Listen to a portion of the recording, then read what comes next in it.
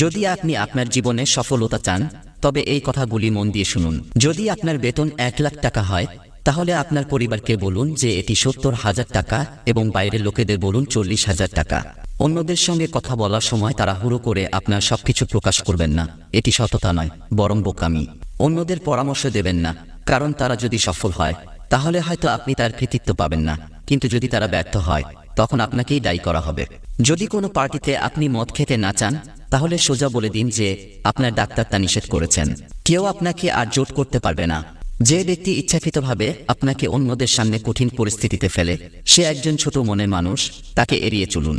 কারোর সাথে খুব ভালো ব্যবহার করবেন না, কারণ সময়ের সাথে তারা আপনাকে তুচ্ছ মনে করতে পারে।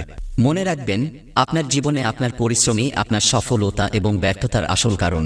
তাই পরিশ্রমে মন দিন আর এগিয়ে যান। আপনি যদি আমার এই কথাগুলোর সাথে একমত হন তাহলে সাবস্ক্রাইব ও কমেন্ট করুন।